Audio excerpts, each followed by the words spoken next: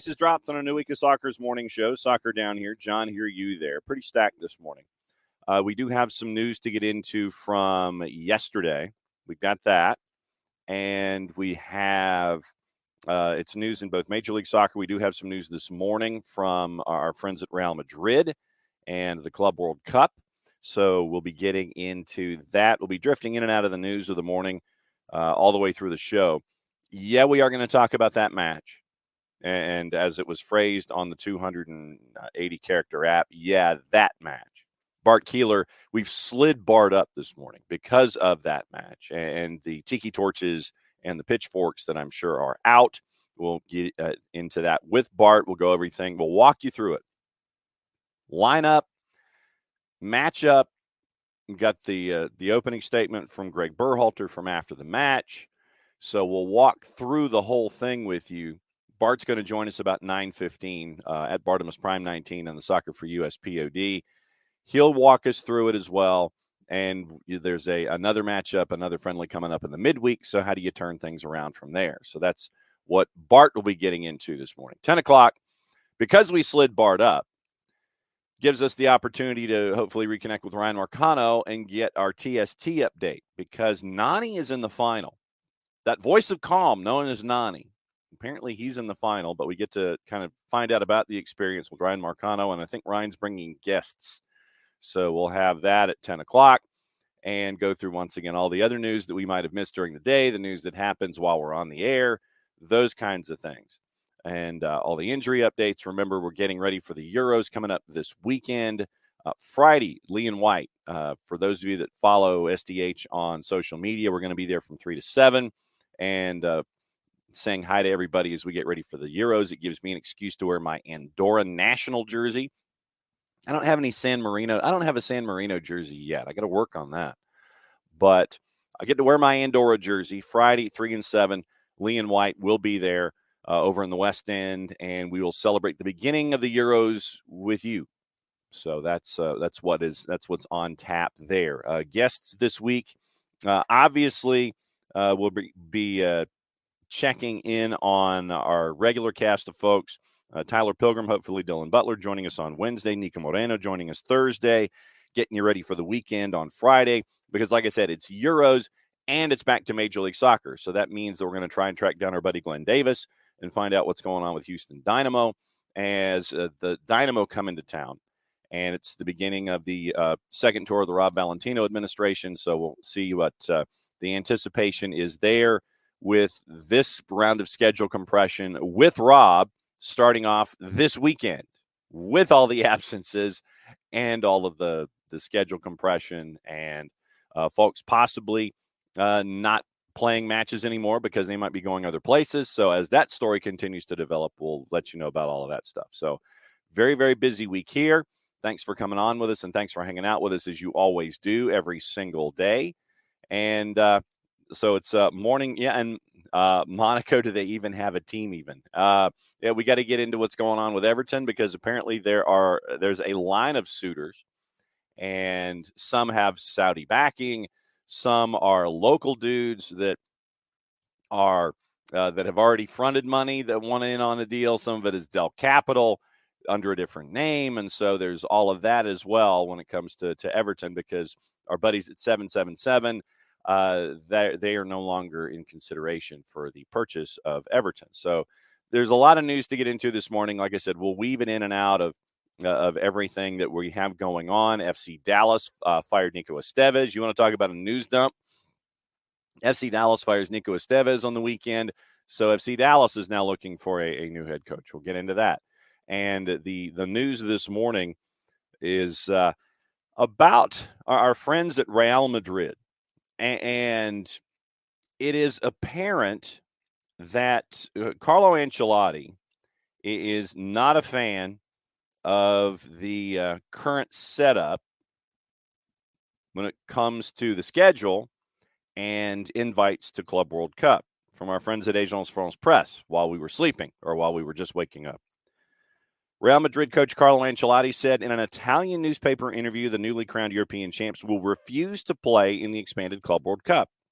Ancelotti told Il Giornale, players and club will not participate in that tournament. A single Real Madrid match is worth 20 million euro, and FIFA wants to give us this amount for the entire cup. So no. Like us, other clubs will refuse the invitation. The expanded 32-team Club World Cup proposed to take place this summer, adding to an already congested calendar for players. England's PFA has warned FIFA players could go on strike. So the Club World Cup might be in a, they might have to empty out the wallet just a little more than they normally would. So if you got a team already who's sitting there going like, nah, not interested. So there's Carlo Ancelotti and Real Madrid. They're already sending that shot across the bow, and it ain't looking good. But of course, we all know what might happen toward the end of things. As you get closer and closer, folks might sit there and say, "Well, what if we give you this? What about this? How about this?" And then, okay, Uncle Dave's Wild Ride. Longtime listener, first time Twitchner. Welcome, Uncle Dave's Wild Ride. Hopefully that the experience will be what it always is when you listen and when you watch. Now that you're twitching, if that's the phrase, we'll go ahead and do that. Since you're twitching with us, Mazel Tov. Yes, Tom. Thank you. You've avoided the group of shysters, as Tom refers to them, as 777. Doug, TST. He said it was a great experience. And so I think we're finally going to be able to get the folks to catch up with and find out all about TST coming up in hour number 2. That's the plan. We've sent out the invite. We've had the conversations.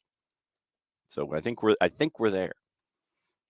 We gave Abe Gordon the morning off because of Atlanta United not having anything going on on the weekend, and so Abe gets to pay attention to Chipper and what Chipper wants to do at 9:30. And Dell kind of teasing everything. Watched Pasha Luxury, and they were good. So if things work out and the communication, if I have properly communicated when I'd like for them to come on, we might be getting a Pasha Luxury update. And just finally, as a part of everything going on with TST coming up in hour number 2. So that's the plan anyway. Once again, thanks to everybody for coming on and hanging out this morning. Morning, Dell. Morning, Tom. Morning, Uncle Dave. And thanks for dropping by more than anything else, especially on Mondays where things are all over the place. According to our friends at The Athletic, Newcastle are in talks with Burnley over a potential deal to sign James Trafford, believed to be between 15 and 18 million pounds. And Leicester apparently is going to be making Graham Potter their first choice to take over as manager. So there's all of that. All right. So we slid Bart forward because of that match. That match that was held at whatever they call the place now. I've just always referred to it as Raljon, Maryland, because it was named after the city at the time by Jack Kent Cooke was named after his 2 kids. When they built the stadium and everything and had everything out in the suburbs, Raljon, Maryland. I guess I don't know if that's a nickname or if that's official because it was referred to as Landover. That just reminds me of Cap Center. But because of what happened in that match this weekend, what we've decided to do is slide Bart forward because it was that match and that happened. So here we go.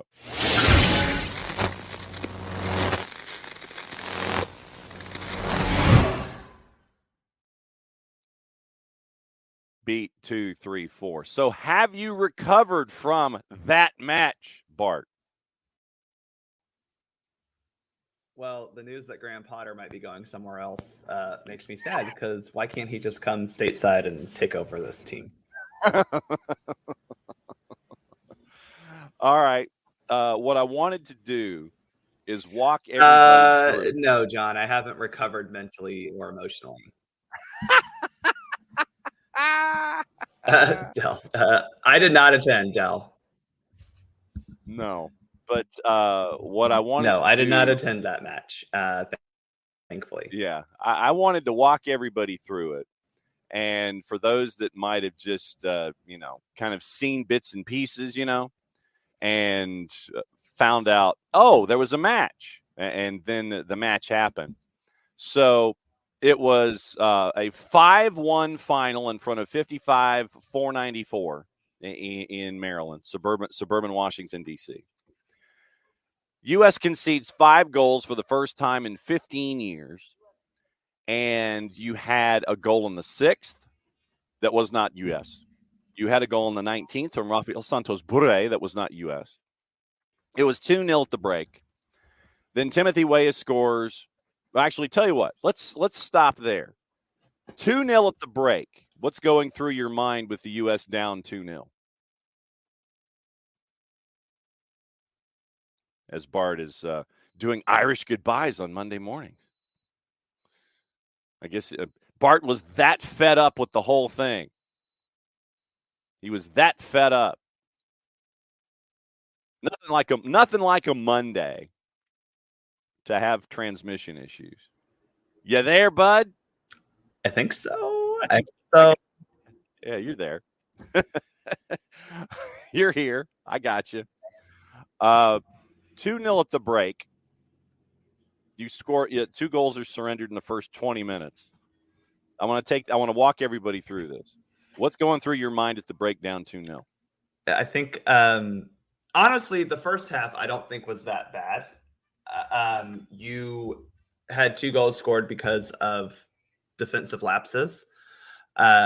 You were relatively competent in things you wanted to do. I mean, I know I hate to say that, hey, well, we were winning the possession battle because it doesn't mean anything, but you were controlling your own ability to hold on to the ball. You were making progress into the final third. You just weren't finding the final pass. And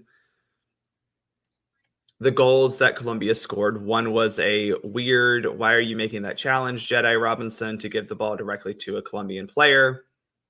And then a corner kick that no one clears, and you get an overhead bicycle kick that finds its way through Matt Turner, which, well, I'm sure we'll talk about Matt Turner. If you want to blame a goalkeeper for not saving a bicycle kick, then go play goalkeeper and see how fun it is. Because it also looked like it got partially deflected too. Yeah, I mean, look, it's one of those things where, like, yes, he probably should have saved it. I agree. It's a save that you would like for your keeper to make. But if you are a goalkeeper in that situation, you don't know where that ball is going because you don't have a good frame of reference to judge where it's coming off your foot. So regardless, it was a lot of errors, and Matt Turner could have done better. So could about 5 other defenders on that play. But we're going to blame the goalkeeper because we can't blame, defenders who can't clear a ball, apparently. But no, I don't think the first half was that bad. And I don't think the first really, 55, 60 minutes were that bad. It got bad real quick, though. And that was the concern. You score in the 58th to make it 2-1, and then obviously we can talk about momentum and 2-0, most dangerous lead in soccer, all those kinds of things. Then it was for those that didn't watch, you'll see 3 goals in 11 minutes. Rio scores in the 77th. Carrascal scores in the 85th. Luis Sinisterra scores in the 88th. And there was some passing that was made up the middle of the park in those situations that you're kind of sitting there going, okay, there's a lot of space between dudes. You've either got to put a lot of juice on it in between A to B or not do those passes in the first place. Yep. 3 goals in 11 minutes and everything just went boom. You want to see my mug for the day, John? Sure, I do, actually. Yes, I do. I'm completely and totally remiss in not Les Miserables. Wow, he went irony this morning. 1, new mug. Got it last week. Went to go see Les Mis at the Fox. That was great. 2, it fits the theme of my soccer teams right now. Okay. Yeah, John, I think the problem was if you ever listen to the Total Soccer Show, Taylor Rockwell has what he calls quicksand games. And I know we've talked about this when we talk about the replacements. And it did feel a little bit like a quicksand game where you just started making too many mistakes. Mm-hmm. And I know Greg Berhalter, somehow the players are the only people who messed up that game. Not Greg, who's had this team for 6 years and has implemented a system that forces players to take about 27 touches before they make a decision. It's the players' fault. And the players did not play well. They did not execute anything. let alone basic passing, as you mentioned. CCV comes on to the game after Tim Ream, who didn't play very well. And his first touch wasn't really a touch. It was a ball that he let roll underneath his foot. And that kind of exemplified the rest of that match. It's just error after mistake after mistake. And that is concerning. The message from the team seemed to be that they were not up for the game. And while I understand that it is a friendly, Colombia certainly didn't see this as some training exercise. And if you're looking at this as some sort of glorified training exercise, that is concerning. And that's where I do blame Greg for not setting the tone and making the team aware that this is an opportunity for this team to not just get better, right? But also to understand and play at the intensity that Copa America has played at. And that's the thing is, like, if you think that Colombia was intense during a friendly, wait till there's a damn continental trophy on the line. I mean, that's the naivety that this team still has. And people want to call this team young, and it's somewhat young, but most of these guys went to the 2022 World Cup. None of these people are out on the field are inexperienced international soccer players. And you have a coach who's been on charge since 2019 and still can't get this team to perform at a level higher than, the best in CONCACAF, which is a trash federation that we get hyped up because we keep playing these damn Nations League tournaments because CONCACAF is a greedy organization who doesn't know how to, help their teams actually improve. And now you're stuck with a team that is unprepared for one of the, if not the most intense competition they're going to have ever. It's not a skill issue. I mean, I think a lot of people are like, oh, we're just not good. That's bogus. I'm sorry. Like, all of our players are highly skilled, highly trained professionals. Colombia are great players as well. But when it comes down to it, you did not match the intensity. You didn't match the mindset. And that, to me, is a problem with leadership on this team.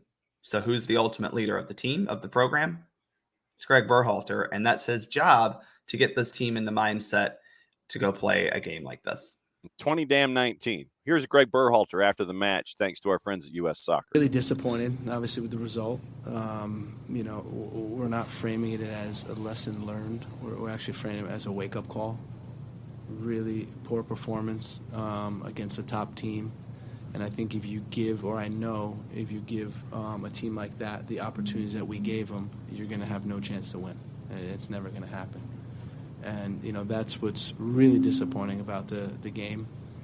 I think the first half, you look at the two goals, maybe they had 2.5 chances in the first half, scored 2 goals. And then, from the 75th minute on, it was, I think, a lack of respect for our opponent, the game of soccer, what we were doing. And, So there you go. And to be fair to Greg, that first half, you're right. They didn't have that many chances. We had a couple chances that we didn't convert. And that's what happens. Sorry to lump on to the miserableness, but we've talked about this a lot with Atlanta United, where you can talk to me all you want until you're blue in the face about possession and XG and all these things. But if the ball doesn't go in the back of the net, what the hell does it matter? And that kind of was the way the first half went, was, well, Colombia had 2 chances because we gave them to them and they converted, and we did not. And this team does continue to struggle to create good, clear-cut chances. They certainly struggle to create enough chances to, score more than 1 goal. And that is a concern overall. But in this game specifically, it was just, you as a team, you as an individual messed up a lot. And when you mess up that much against a Colombia team that's very talented, you are going to be hurting afterward. None of the USA 10 attempts at goal required a save. And we mentioned the giveaways, especially late. Colombia last scored as many goals in a 5-0 home win over Bolivia back in 2013. What I always like to do is have the hair stand up on the back of your neck by giving you the ratings from our friends at Soccer America. And Matt Turner got a 4. I mean, you let 4 goals or 5 goals in, you're not going to get a high rating as a goalkeeper. True. That's absolutely true. I mean, you can blame all the defenders you want, but you still let in 5 goals. It's not going to be good.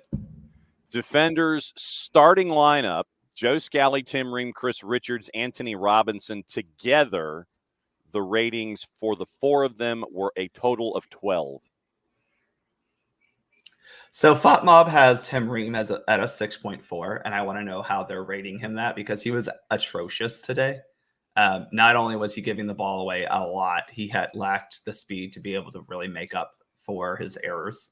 I do not want to see Tim Ream starting for this team again. I'm really sorry. He is a great guy. I'm sure he's a good veteran, locker room presence, whatever you want to say. But unfortunately, the international game, that pace of play, seems to have passed him by a little bit.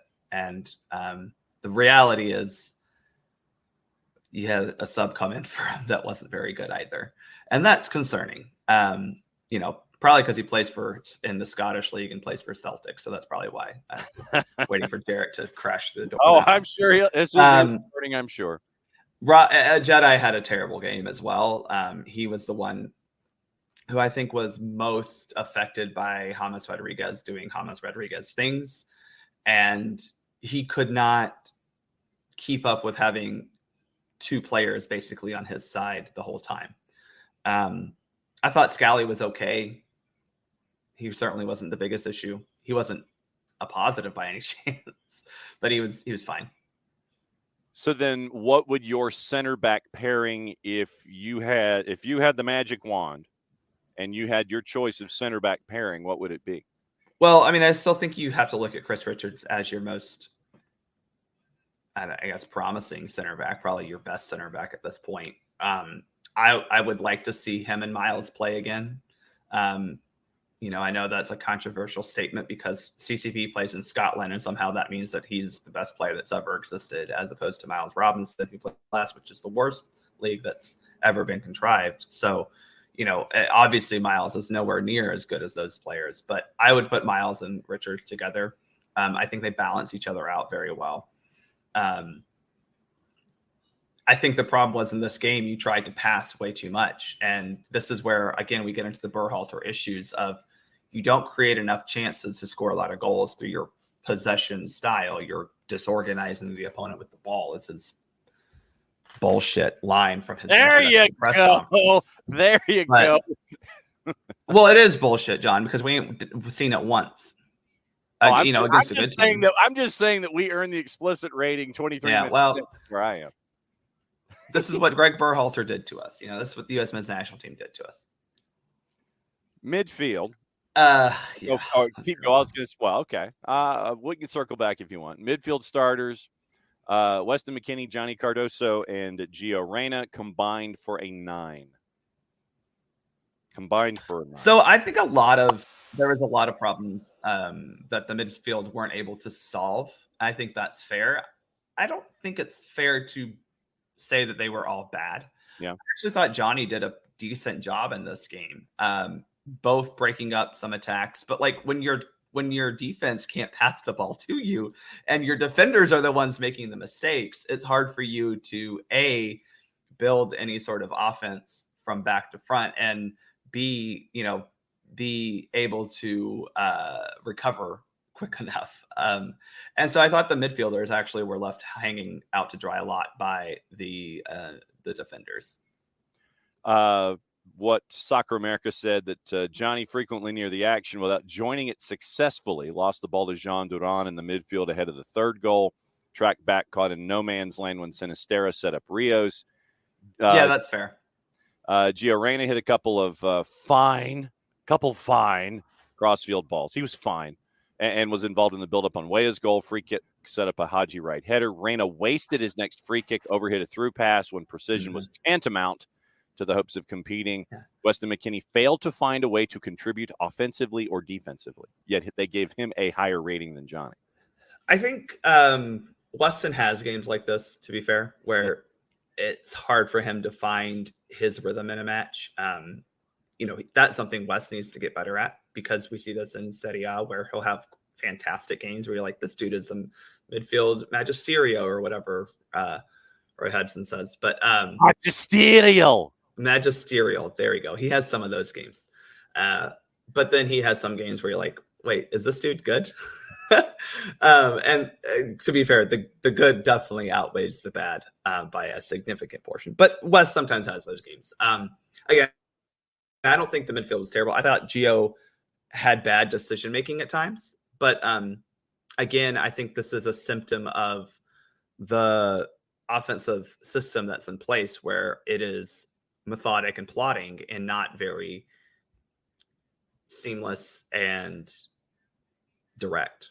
And again, direct doesn't mean you're kicking the ball long. Direct means you're making quick, decisive, and incisive choices. So, and then on the forwards up top, Weah and Balogun got 5s. Christian Pulisic got a 4. Yeah, Pulisic struggled this game. I think also when you're not getting the ball a whole lot, you're going to struggle, right? Weah gets the goal, but I think other than that, he was really bad. And I think that is fair to say. He had a giveaway that directly led to a goal. He had a couple of other times where his passes or decisions to dribble were pretty bad. But yeah, I thought Pulisic, did not have a good game. I thought Balogun was okay. But again, you didn't create a lot of chances, so no one's going to get a high rating. Substitutes. Haji Wright got a 4. CCV gets a 2. Malik Tillman and Yunus Musa and Ricardo Pepi each got 3s. Luca Della Torre got the incomplete. Yeah, the midfield subs made us look worse. And I think that's fair to say that after they came on, our performance really dipped.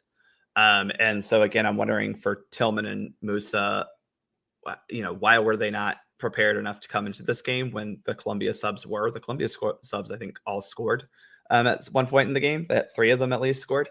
And that is, 3 scored and the other had an assist. So, why weren't our subs impactful? That may be on coaching. That also is a little bit on them. And that's a fair critique and concern going forward.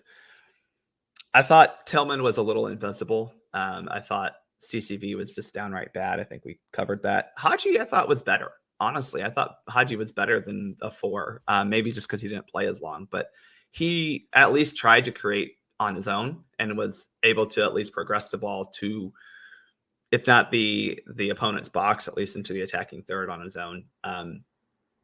That's a little bit of I thought that's a little bit of a harsh rating, but maybe that's just because he played 45 minutes.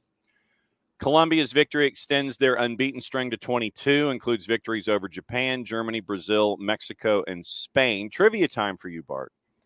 The last time the U.S. suffered a loss by 4 goals was when? The CONCACAF was either the Gold Cup or the CONCACAF playoff thing, Continental Cup thing for the one of those things against Mexico in like 2000. What year was that? 11 or 13? It was even sooner than that, and you can blame Jurgen Klinsmann. 2018 World Cup qualifying, the last game that he was in charge, 4-0 at Costa Rica. That was, yeah. I was thinking, we gave up 5 in those CONCACAF games in that stretch where Bob Bradley lost and then, lost his job. But and that's where I was. That's what I was building up to. The last time the USA conceded 5 was when? Was after, and then Jurgen Klinsmann got shown the door. Jurgen Klinsmann also lost at home to Mexico 3-2. I was at that game. That was, or 2-1. I was at that game. That was that was a bad cold night in Columbus. Granted, there are very rarely a good night in Ohio, but that was a really bad night in Ohio. 5-0 at East Rutherford to Mexico, 2009 Gold Cup final.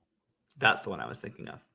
And I know how you want to block Bob Bradley and Jurgen Klinsmann out of your brain. Well, to be fair to Bob Bradley, he won the 2007 Gold Cup final 2-1 in Soldier Field. I was at that one. Wow. So but then we've had some bad losses for sure, but this one feels somehow worse. Where it was phrased by Greg Berhalter in the clip that we played that it was a wake-up call and not showing enough respect for your opponent. Which I have an issue with is why were they not respecting their opponent? This is Colombia, a team that is, ranked just one spot behind you in the world rankings. We all know that's a farce. Like, I'm sorry, the U.S. is not the 12th best team or 11th best team in the world. Come on, Coca-Cola. Just because you're headquartered in the U.S. doesn't mean you have to give us more points. But it was very clear who the better team was, right? But it was also clear which team wanted to play this game to win. And you can blame the crowd for being 90% Colombian. I blame playing in Commander's Field because I think you should never play there. Any sport ever should be played in that stadium. It is by far the worst stadium that exists in the world. I mean, Really? Worse than San Siro. Wow, the worst ever. I stand by that. Well, let's be honest. We're playing in a Camping World also sucks. Camping World barely has chair back seats. They just decided to do that like this century. That one sucks as well, to be honest. So then let me ask you this. You've got time, you have to turn things around because you've got another one in the midweek. What would your starting 11 in a perfect world have been going into this match this weekend? And then what are you looking for in the midweek for this second friendly coming up? Honestly, I mean, I wouldn't have changed anything about this lineup except for starting Robinson over Ream. That's it. Yeah. Everyone else is, obviously Tyler Adams isn't fit, so you have to play Johnny. I don't think Johnny was bad enough to say that he was the problem. I think maybe you need to look at Tim Weah as a right back or someone else as a right back over Joe Scally. I don't think Joe is bad, but I think you just need to look at that considering that your other option is more. So I would say put Weah maybe as a right back and see another winger. Maybe put Hodges left, Christian Pulisic on the right is a possibility against Brazil. But, I don't think that the lineup was necessary. Like at some point you have to understand that the lineup is the lineup because those are your best 11 players. Again, outside of maybe Ream for Robinson, this is about the closest best 11 we can get right now with the players who are available. What are you, and let me phrase it this way. What is your outlook right now? And I guess I could probably re-ask you this question on Thursday after the second friendly, but what are you looking at right now with this team in Copa, considering the buildup that we've seen and what happened? And like I said, the immediacy is going to give a bit of a bias here. And I know that we'll probably have another set of immediacy bias after Wednesday night. Right. But what is your outlook? What are your other concerns, questions, other than pretty much everything involving the guy on the touchline? And when it comes to this club coming with Copa coming up the way that it is? Well, as I tweeted after the game, follow me at SoccerForUSPod. There you go. I didn't learn anything new. We knew these were going to be issues, right?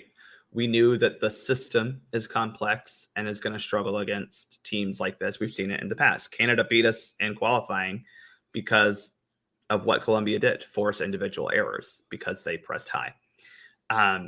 We knew that our center back pairing is going to be a problem because even though Chris Richards is very good, he has his weaknesses and his partner isn't going to be as strong as I think he would want them to be. I think that we know that this team struggles to create a boatload of chances. And so we're going to have to be clinical and finish the ones we get. But that said, it is one friendly, and it is just a friendly. To answer some of the comments in the chat, yes, it's just a friendly. A lot of the European commentators who talk about the U.S.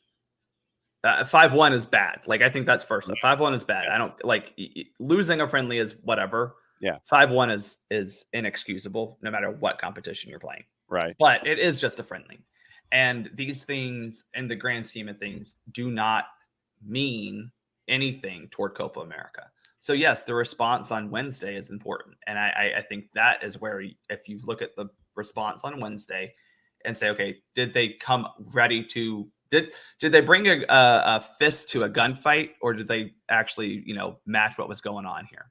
Because it felt like they brought Noodle to a gunfight on Saturday. And it's like Indiana Jones, where he's in the public square and the guy's got the whip, and Indy just takes out the gun and goes bang. Yeah, exactly. And a whip would have been more efficient on this game. And so that's the thing, is do they respond and match that intensity? Because again, Copa America, especially for these South American teams, means a whole lot. Mm-hmm. And anytime they wear the national team kit, it means a whole lot. And that is something that the U.S. team needs to realize and match. Because, again, if you think that it was intense on Saturday, wait till there's an actual trophy on the line. And if they respond well, if they come out with a better intensity, pace of play, then you can feel a little bit more confident going into Copa America. That said, we're likely going to play either Brazil or Colombia in that quarterfinal match. And then again in the semifinal. So if you look at the fact that we haven't beaten Colombia in a real friendly in, I feel like, 2 decades, that's not real, but it feels like that. Yeah. It's been 5 times, I think, that we've lost in a row to them. That is concerning. And to talk about the dude at the top, Del, what's the laugh about quarterfinal, man? That just means you get out of the group. Like, I'm sorry, if you think that this team can't get out of the group against Panama and Bolivia, then and if you don't, there's a problem. Be so for real. Right. If we don't, then everyone's fired. But like, a quarterfinal literally just means you make it out of the group. Like, please be serious and have some sort of actual rationale to this. Okay. Quarterfinal literally just means you make it out of the group. So calm. Okay, Del, we'll see. You're right. This sounds like a conversation that should be had over. I mean, apparently, yeah. But I mean, you should make it out of your group. If you don't make it out of your group, then there's if you don't make it out of your group, then the next day, the entire coaching staff doesn't have a job and half the players shouldn't return. Okay. I'm not joking. Understandably, when it comes to this roster, as it is currently constructed, would any of the Olympians be better served in the Copa? And would any of the Copa-ins be better served as Olympians? The only one I can think of right now that maybe would help us from the Olympic roster in Copa, maybe, is Kevin Paredes. Just because he provides a little bit of he provides more like backup to Jedi Robinson, and maybe some pace on the wing. But I don't really think there's a player who's on that U23 roster right now that would help this team. Okay. And given that Josh Sargent is again hurt because the kid never drank milk as growing up, apparently. Wow. Ricardo Pepi needs to stay. So that would be the other one that I would say send him down if he's not going to play in Copa. But I mean, again, with Sargent hurt, Pepe's got to be your backup striker. What about your concerns at the back? There's not a center back that's going to come up and make anything better. Name a U23 center back. Well, they don't exist. Well, and that's the problem. Is there anybody on the Olympian roster? Don't you get age exceptions for the Olympic? Yeah, well, so the rumor is that Zimmerman or Miles, but Miles is already on this roster, and I'm sorry, I don't think Walker's fit for Copa America anymore. The dude is barely fit for MLS. He doesn't play much anymore, so he's hurt a lot. has been hurt a lot. And that was where I was trying. That was what I was trying to lead into, was the idea of possibly Miles or Walker drifting back. Well, Miles has every chance to make the Copa roster. I think it is a little concerning that he wasn't in this game. We'll see what the Brazil friendly plays out for him, because I do know that Greg specifically mentioned Miles as someone who could be part of that Olympic roster, which is fine for me. If he plays in the Olympics, great. I think obviously that would have been the plan back in 2021 at that point. Mm-hmm. But I think he should be on the Copa America roster, because I think he's a center back that we need to have on the roster. But, well, I don't know if he's going to somehow make us not concede 5 goals to Colombia. Maybe we only concede 3. But Uncle Dave, to your point, I think Noah might be a cycle away. I don't think it's not as big of a joke as you think. Noah's, I think, a cycle away from making, if he continues to evolve, he's a cycle away from making these kinds of impacts. So you don't subscribe to SoccerForUSPod. It's you just subscribe to Soccer Down Here. As on this feed. It's a part of this here network. Yeah. So if you're on Soccer, if you've got SDH, then you've got Soccer for US. There you go. Yep. So there you go. Mm-hmm. If you subscribe to Soccer Down Here, you get my stuff when it comes out. I didn't get the chance to ask you this, but what did you think about Mexico's wild ride over the last week? Well, to be honest, I hope that the U.S. can replicate it, right? Because look, I mean, that was, they got dog walked against Uruguay in Denver, and then you turn around and go and play at Kyle Field of all places. And to be fair, look like you're about to get dog walked again, turn it around. So, I think if you're the U.S., you want to have a similar. I mean, look at similar to Canada tied France just recently, and good for them. So you have to hope that you get a better performance against Brazil, and if you do, great. If you don't, it's fair to be concerned. But again, I will just say, because I know, Del, you hate literally every coach of your teams ever and think that every team that you have is terrible. But if the U.S. absolutely should. The expectation is still you make it out of the group. I'm sorry, but Bolivia is not as good as you. Panama is not as good as you. Okay. You can beat both of those teams and you're making it into the quarterfinal. That's all it takes. That's all the quarterfinal takes in Copa America, is to make it out of your group. You have to finish top 2 in your group. I don't know where you think that is some impossibility just because we lost to Colombia 5-1, okay, in one friendly. So this is where I will say y'all need to chill, because that is an overreaction that I can't get down with. The reaction of Greg Berhalter needs to be on the hot seat. The reaction of our players need to step up and match intensity. The reaction that we played like absolute crap, those are fine. But to somehow be able to extrapolate one performance to say that somehow you're not going to make it out of a group that involves both Bolivia and Panama, y'all need a reality check. Y'all need to be so for real. Well, and Tom, to your point, to Tom's point, Pep will be free next May. Is it too late for the World Cup? No, absolutely not. It's only 2025. Absolutely not. But I also think that he's going to be the new head coach of NYCFC going into their new barn before he does anything on a national scale. Yeah. Look, if you want to set a realistic expectation, I think for Greg Berhalter, it is, in my opinion, if you do not win your quarterfinal match in Copa, I think you absolutely need to evaluate if he needs to be your coach, because we made the semifinals in 2016 with a less talented squad. Okay. You are again hosting this match or this tournament. You can talk about opponents and all that kind of stuff, but if you can't A, win your group, or B, win a knockout round game as a host of a major international tournament, I don't trust you as the manager to be able to do it in 2026 when you're hosting the World Cup. And that's what you're kind of looking at here. And I'm sorry to put those types of expectations of you actually need to, do something positive in a tournament. But you look at the 2022 World Cup and you did what was it expected. I mean, I'm sorry. I know we played England well, but at the end of the day, you won one game. Mm-hmm. You know, and I'm sorry, but your record is right now not very good against teams who are actually very good. Mm-hmm.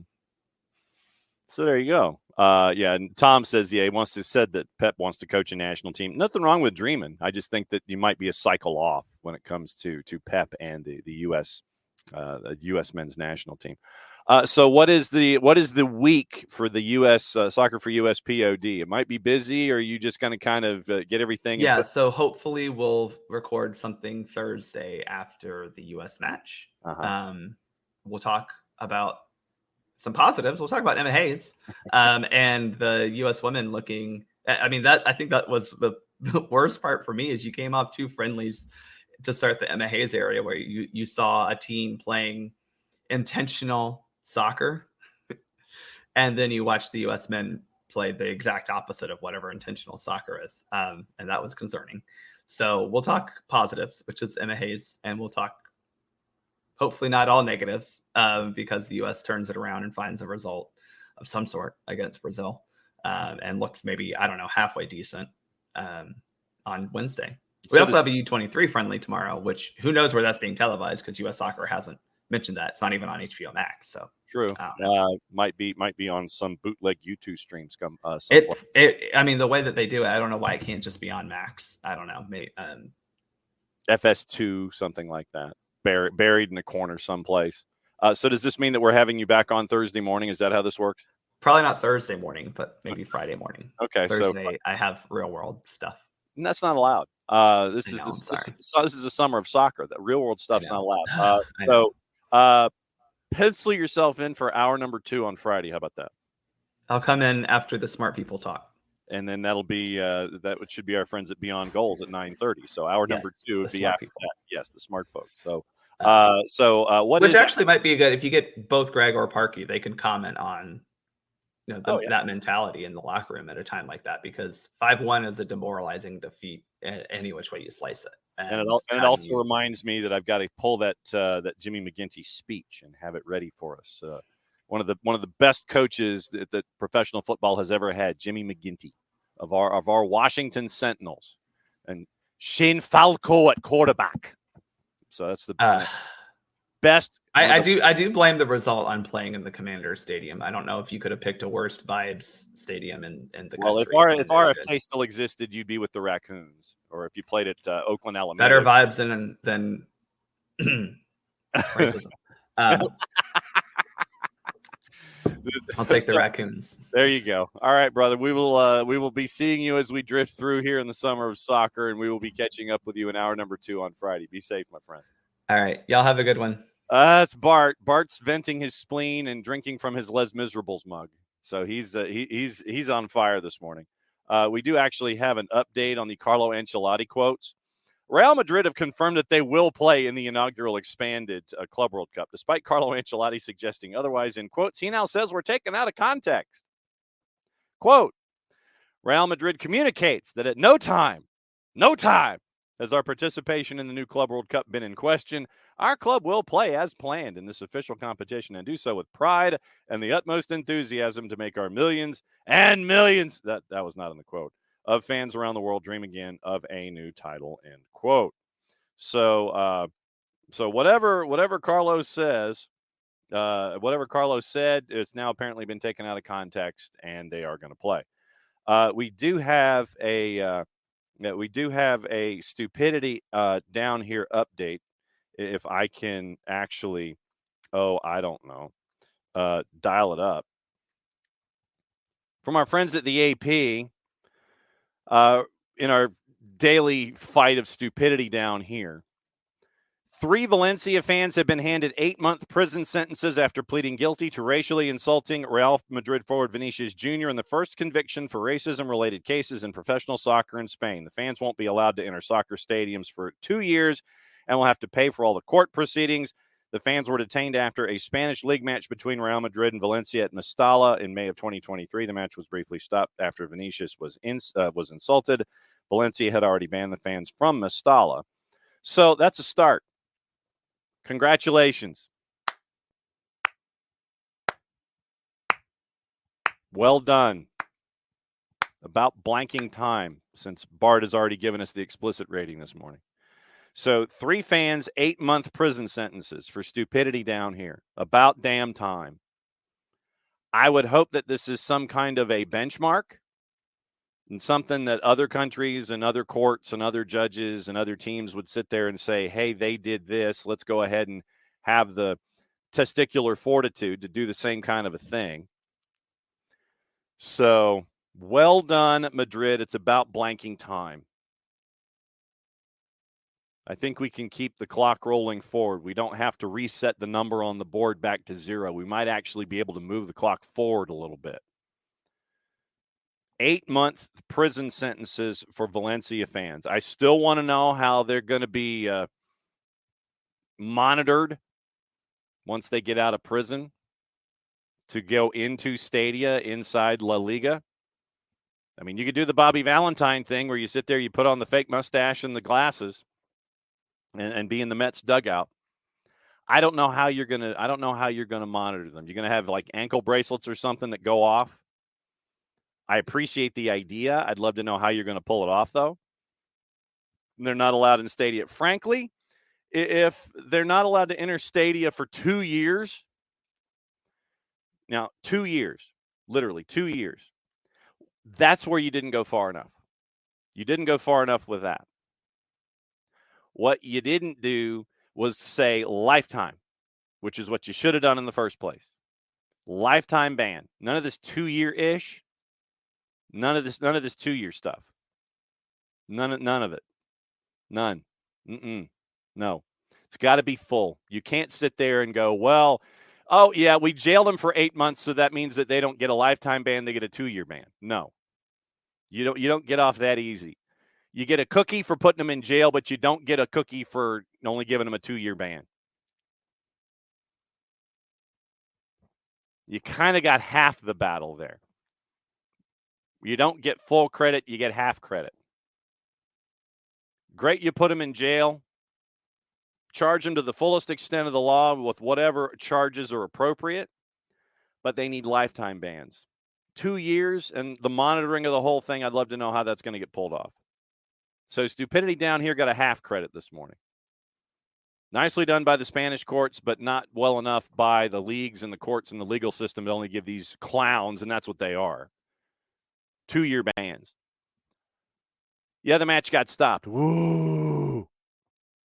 Because we talked about it at the time. The stuff that Vinicius Jr. has had to go through in that league it's beyond criminal. I can't even think of the words that are beyond criminal in this case.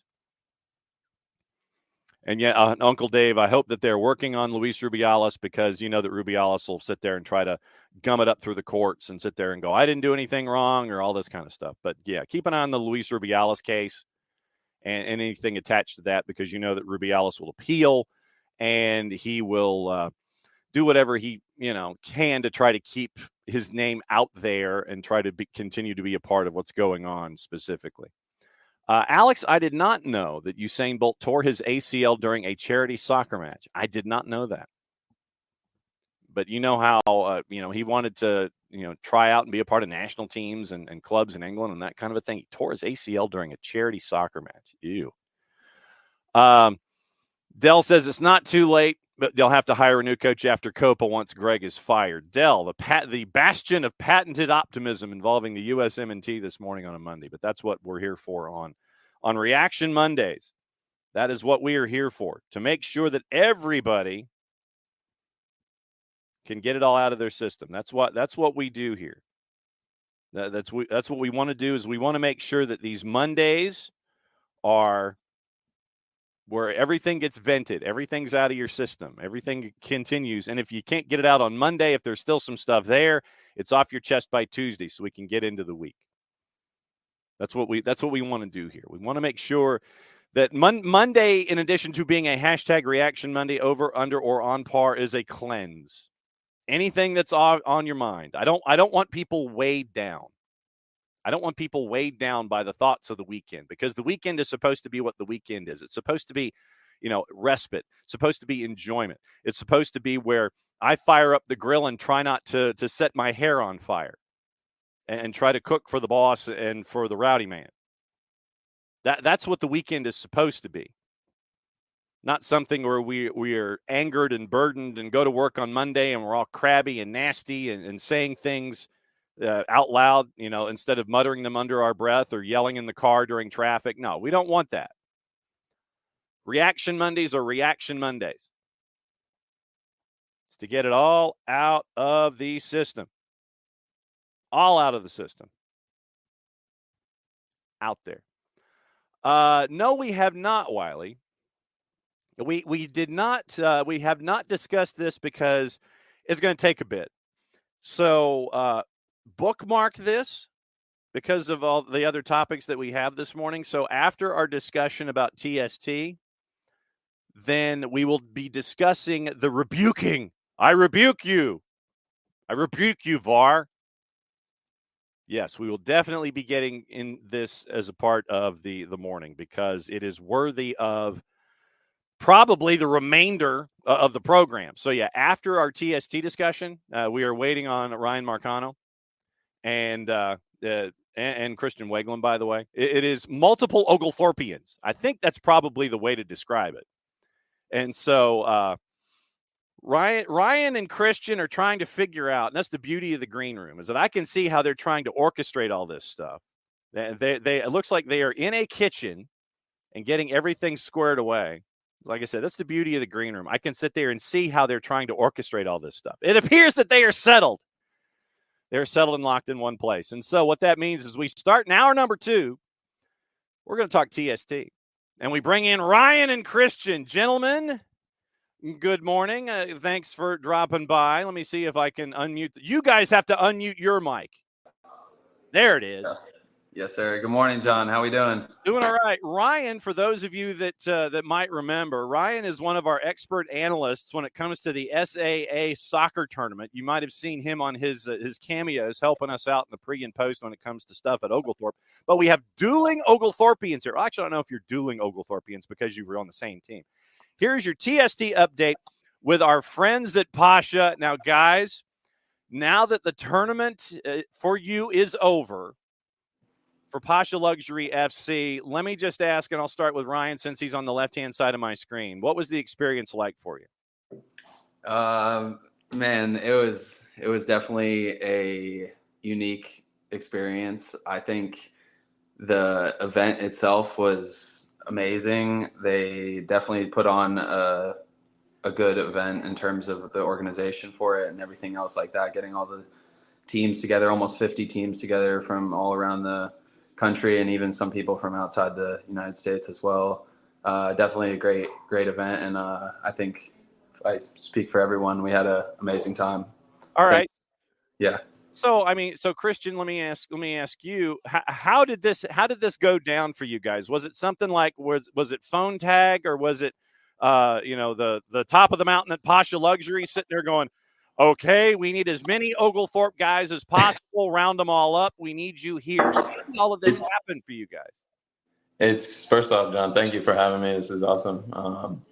No, it's actually pretty funny how the whole thing came together. I was, I think, talking to my mom this morning. It's pretty crazy how a Wednesday night men's league team kind of turned into this competitive, highly a lot of quality in the squad, and we were able to put a team together that was able to compete at this tournament, which for me was the first time.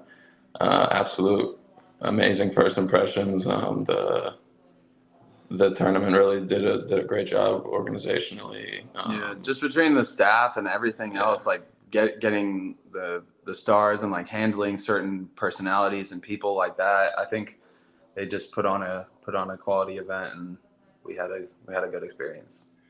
All right, so then let me ask it this way: what was the coolest off the field moment that you had?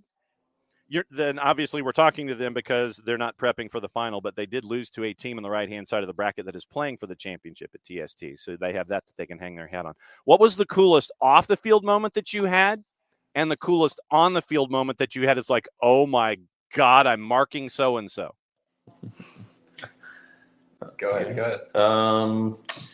Off the field, I would just say going through the whole experience with the team, getting to know the guys. I think Hassan really did a great job at selecting a good group, not only of quality football players, but quality people that also made this journey one to remember. On the field, I would say I'll never forget. I mean, that first game against Sneaky Fox, we lost in target time, but that was one of the most fun games I think I've played in a while.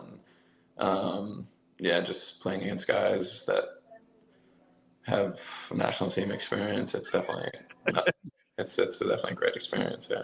Well, so then, Christian, does the target score time goal to beat? I think it was Della saying that you beat La Mexicana in target time. What was that? Was that obviously that's a highlight? But what were some of the other highlights for you in this tournament? Yeah, that was definitely awesome. Great goal. He's just being humble, man. No, it was awesome. That was definitely big highlight for the tournament. I mean, even just as a friend, like seeing my boy just score that goal was so awesome. And maybe off the field too, Hassan, in terms of accommodations, had us. All the boys were staying in a pretty nice house in North Carolina, and this one neighborhood, all the boys under one roof. So, I mean, again, thanks to Hassan, he's the man, and he had us all together, and we were just the enjoyment of being with the squad, playing games, and the camaraderie of the team and stuff like that. That was probably the best off the field, but I mean, in terms of on the field, I think that Sneaky Fox game was cool. Defending Giovinco, that quick goal game was nice. That was cool too. But yeah, just seeing the moments and stuff like that we got to be a part of is looking back now is really cool. Christian, how much of an adjustment is it to play in TST? Because you've got to know rules, you've got to know quirks, you got to know TST, and if you don't score, it goes from a man down. You're playing odd man. How much of a rules collision is it in your brain? It's like, oh crap, I can't do this. I have to do this. Yeah, I kind of started gearing up a little, maybe a couple of weeks before, looking at the rules, kind of helping because I knew obviously slightly different than 11's aside, all the little intricacies, and I feel like I definitely had ambitions to go further in the tournament. I mean, if you want to win and succeed, you have to pay attention to those details. And I think, it was a learning experience as well, for sure. Because I mean, dealing with a man down target score basically with the extra player as a keeper, it is a whole nother game. I watched a little bit of ice hockey growing up, and you had to kind of bring that knowledge into the play. It was interesting. Question from Dell, who was actually there at TST watching things this past weekend. What about star visits? Did you meet anybody like Nani, Stephen Ireland, Tom Huddleston? Did you meet anybody? Did you get any pictures? What pictures are on the phone? Yeah, definitely met and saw some of those people. There was a cool little athlete village they had set up for the players, all the players, just kind of like, I mean, I've never been to the Olympics, but just similar to that aspect, like an area where all the players are, like a different like tents and stuff for the players to hang out in between games and things like that. So definitely saw all the stars and stuff. I don't think I got any personal pictures myself, but I think the only one I got was with Brad Evans at the beginning. I was kind of excited about the whole thing. I was after the game against Sneaky Fox, but then after that, I feel like we didn't really face anyone of that caliber, and that's where I was hoping we would, but. Well, you're plowing through, folks. You get into the bracket, you're getting into the playoffs, man. It's just who you play and who you take out. That's what you're doing. Yeah. So let me start with you, Christian. We'll go Christian Ryan on this one. So we talked about how different the adjustments are when it comes to prepping for TST versus normal and all the star power and everything like that. In trying to track Ryan down so he could be on the show, it's like, we set up a time and then you guys end up playing like in the middle of the night. You're playing at like 11 and you don't get into bed till like 1:30 or 2. And how crazy, Christian, is it to be prepared for this kind of a group/knockout tournament where you could be playing first thing in the morning, and then you got to turn around and you could be playing late at night? How weird is this tournament, and how difficult is it to get ready for something like this that is like this tournament? Yeah, it is not easy for sure. I think I was fortunate to obviously come off a full season in Germany, and being in that environment. It's essentially, training every day. The tournament, I was joking around with Ryan, it basically is a training session of its own. You warm up and then you do a little small-sided game, and that's really, in training, I try to win every game, so it's really nothing different. And that's kind of how I try to go about it. I knew, obviously, the future, we didn't know how many games we'd have to play. We didn't know the schedule, like you said, but you really just have to take everything for face value and do the best you can with what you're given, and I think that's what we did. Ryan, what about for you?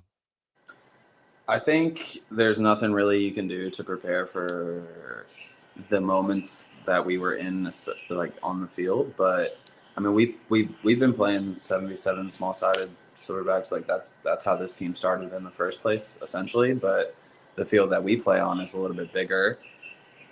No one that we play against has strategy or any sort of things like that we were up against in this tournament. Not that they don't have quality players. There's definitely quality amongst the players at Silverbacks for sure. Like there's other players that play at Silverbacks that were in the tournament with other teams as well. So there's just nothing really to prepare you. Like there's you gotta show up in that moment on the day to play, and obviously there's preparation and training and getting touches right and passes right and things like that. But just a whole different ball game in terms of strategy and things like that. Definitely learned a lot this week in terms of the next level, or getting to the next couple of rounds if we did have aspirations like that in the future. Just what we would need to do going forward. Definitely different, very different. Yeah, Ryan Marcano, Christian Waegelin hanging out with us at Go Petrels, probably keeping an eye on everything going on with these guys. Oglethorpians who got to play in TST and made it to the round of 16 before losing to eventual finalist out of the right-hand side of the bracket, La Bombonera. You mentioned, Ryan, about preparation and all this kind of stuff. Christian, let me ask it this way. As you guys are trying to prepare, it's like, I got stuff I got to focus on. Is your phone blowing up? Is your email blowing up? It's like, what's the response when people get to see you guys on, streaming or whatever? Hey, you guys look great, all this kind of stuff. Do you embrace the noise? Was your phone blowing up, or do you try to turn your phone off in moments like this when you're trying to chase after a title? I honestly tried to ignore most of that stuff until the end. I take it in and acknowledge it, obviously, but I feel like, it is another whole nother experience. Yeah, having to, it's. Chris is a very, very humble guy, and I think it's right. He does put it away, and he focuses very well in the moments where he needs to be. But I definitely like this sport, and cheering from fans and family and friends and things like that. Obviously, he does too, but he's definitely more. I don't want to say shy, but just like hearing from people that hadn't reached out, and it was definitely awesome. Yeah, like people that you think even wouldn't be watching, or that just you don't know how invested they are into it. It was awesome to see the support around us and people that reached out to say just congratulations for being there and making it as far as you did. Okay, so Ryan, who did John Aiken, your old head coach, blow up your phone? Was he giving you guys pointers the whole time? Was Aiken blowing it up like, no, you got to get the pet, those kinds of things? No, honestly, I was looking forward to hearing from him, but I still haven't had a call. Uh-oh. Yeah. Where's he at? I don't know. So, all right. So then, since Christian put his phone away, so Christian, when you plugged your phone back in and you got to see who was reaching out to you, what was the most random reach out that you got? You mentioned folks that hadn't caught up with you, probably since high school or whatever. What were some of those random reach outs that you got? Yeah, high school was definitely like some random friends from high school that I really haven't had much connection with this past few years. Hey, man, can you get me tickets for your next round? I mean, I knew I had friends all over the place, but like there were some friends in Raleigh that I didn't know, and they reached out, and it was definitely really cool. But yeah, the most random was it maybe my like 6th grade physics teacher. Yeah, I was gonna say teachers. Teachers even reaching out everywhere. From the German school in Portugal. Yeah. Wow. All right. So Ryan, most random reach out for you? Yeah, probably I was gonna say a teacher as well. Just, I mean, they showed support to me over the years. I just thought like once I left the university or the school, they wouldn't keep up with me that much, and just it's cool to see the people invested into this, and maybe they don't even.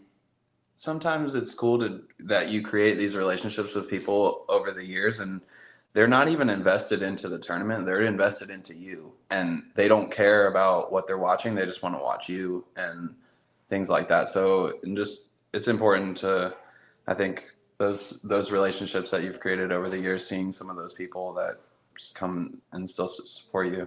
It's cool. Dell, who's watching in Charleston, our resident Charleston Battery fan. Hey, Charleston. So he says he watched you play on Friday over on the far field, and you played great. Did you guys talk about coming back next year? Have the plans for Pasha Luxury for 2025 already started? Not officially. I think we got some aspirations to be back at the tournament next year for sure. At least me and him do. Definitely. Yeah, but, we'll be Pasha Luxury. We'll go ahead and do it. It's just the two of us. Yeah, we'll bring food. No, Hassan is definitely looking forward to potentially being in the tournament again next year. I think he really enjoyed the experience as well, and I can't say enough nice things about him. Seriously, he really took care of the group so amazingly this week, and I wouldn't put it past him to be there at the tournament next year. All right, so last question for both of you, and it's the same one, but I'll start with Christian to get his response. For someone who didn't watch, knows the tournament's there, didn't watch on whatever platform, and they might be interested in the sport, or there might be an athlete interested in playing in TST, what would you sit there and say to encourage someone to either play in the tournament or watch the tournament as its own animal, knowing that that it is what it is? What's your selling point for someone who wants to be a part of the tournament, either as a fan or as an athlete? Yeah, I mean, as an athlete, I think it's a great experience just to, test yourself among some of the elites of the game, and I think it's also really cool to see kind of different styles. I mean, obviously, there's been the teams from futsal, players from that high level, and then pro indoor guys, different, right, and then from the normal football that we know from outdoor, and it's cool to see how those clash, and it's nowhere else would you be able to get to see something like this, and then the fan experience they created there was amazing. It's like just how every game ends on a goal, like a tennis tournament, and then the way the games end. I mean, I feel like the most American way, but it has to have some sort of exciting ending, and it's obviously not fun if you're the team that's winning. I mean, it's not ideal, but I think it's a really cool setup. I definitely think they have room to grow, and I'm excited to see where it goes. Yeah. And so, Ryan, what about from you? Yeah, I agree with everything he said as well. I'd honestly, not that I am coming up with ideas for them, but I'd like to see potentially maybe like a tour for them to go around in different cities of the United States potentially, or maybe even outside these states. I think that'd be maybe a cool next thing for them if they were looking to expand or do something else. In terms of being a player in the tournament, I don't think it's just necessarily one of those things you want to hop into for sure. I mean, it's lots of money and training and preparation in terms of it. Not that people can't do that, but just it was a lot to get all this together and for the tournament and stuff. So preparation in that terms of as a player, train hard and be ready. As a fan though, yeah, the fan experience was absolutely amazing. My parents were there too, and my sister, she's a player as well, and she had a blast at the event and thought it was amazing. So in terms of the fan experience, couldn't recommend it anymore. Okay, so I fibbed. Dell's got one more question for you. What'd you think of the way that Newtown played? Man, great question. This Charleston guy, I love it. I mean, it's effective. No one likes it, but so what did they do for someone who didn't see the match? So they would play out the games fairly normally. The 40-minute, the first and second half, they would play out fairly normally. Just their play style, possessing the ball and creating goals. And then once the target score hit, they would the keeper would hold possession of the ball at his feet, like actually not dribbling the ball, not moving the ball whatsoever at all, and just stand on it until time would be wasted, essentially, until they would remove a player from the field, which is that's what the rules are in target score. So they take a player off the field every 3 minutes. So they would use that to their advantage and keep the ball, and then have the other team running back and forth with their two players, getting them tired, whatever. And then until they could create a very, very open opportunity where the guy's essentially just passing the ball into the goal. Yeah, the key was that extra man just became more and more useful the less players were on the field, and that's what they took advantage of. And they would sub the goalie for a field player essentially as it got to lower and lower and lower. So it'd be like three field players versus 2v1. two or whatever players and then a goalie standing in the goal. But excellent. I mean, I will give them credit. I mean, the way they stayed patient and possessed the ball, no doubt. Like there's credit to do there. You can't.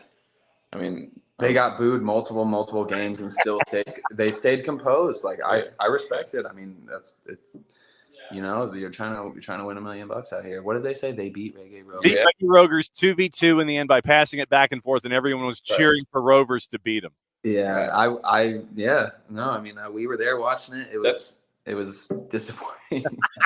That's, I guess, one thing too. Maybe a shot clock of some sort would be not a bad idea. Mm-hmm.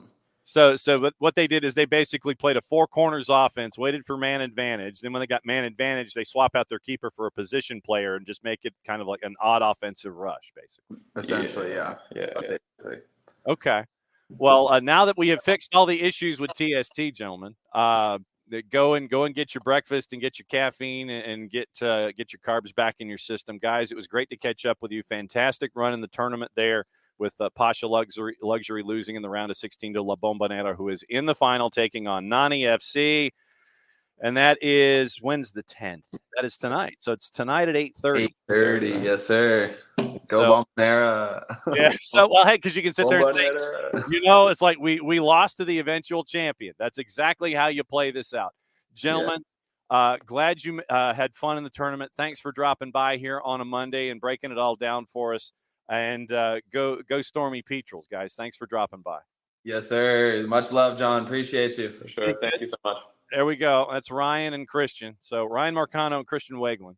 And it was great to catch up with them and find out about everything that they got to experience with Pasha Luxury with TST. So that was very, very cool. And now that we have fixed all the issues with TST, especially with the shot clock, that's the big thing there. I think the shot clock is what we're staring at when it comes to TST for next year. So, yeah, I'm sitting here looking at the bracket, and it's like 8:30 tonight.